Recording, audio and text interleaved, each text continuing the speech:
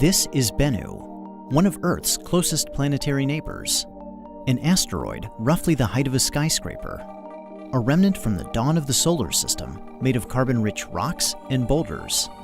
And since late 2018, the place that NASA's OSIRIS-REx mission has called home. When OSIRIS-REx arrived, it began wrapping Bennu in a complex web of observations, starting with a preliminary survey of its size, shape, mass, and spin. On New Year's Eve, OSIRIS-REx was captured into orbit by Bennu's minuscule gravity, making it the smallest world ever to be orbited by a spacecraft. In early 2019, it broke orbit to conduct a detailed survey. A series of sweeping passes allowed OSIRIS-REx to study geological features at different latitudes and times of day, enabling stereo imaging and landmark-based navigation. During the detailed survey, OSIRIS-REx globally mapped Bennu at only 5 centimeters per pixel, the highest resolution of any planetary body, including Earth. On June 12th, the spacecraft entered a new orbit at an altitude of just 680 meters, setting another record and establishing a home orbit for the remainder of the mission.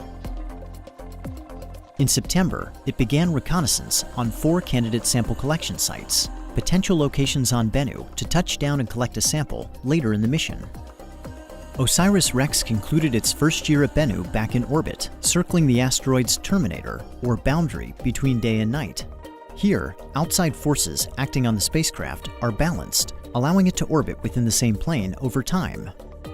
Reconnaissance resumed in early 2020 with close flyovers of the primary sample collection site Nightingale and the backup site Osprey.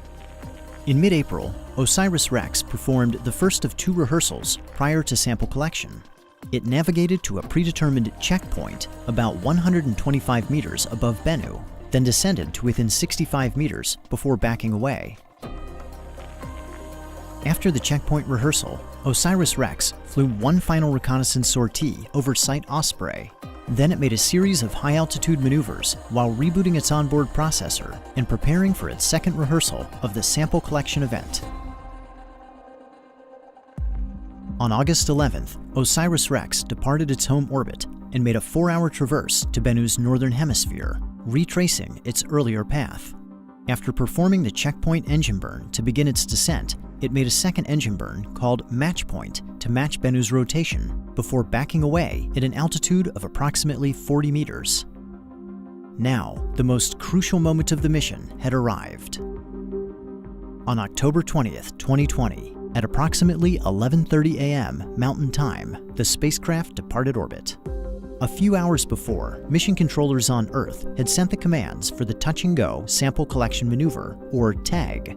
As they watched with anticipation, OSIRIS-REx steered itself to sample site Nightingale, maneuvering toward the small crater at the walking pace of a spider.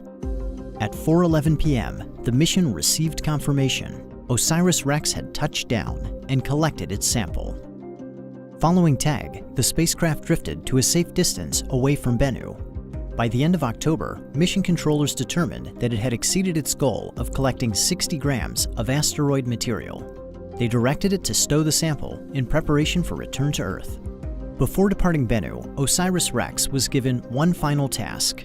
On April 7th, it flew over Site Nightingale to observe how the sample collection event had changed the surface.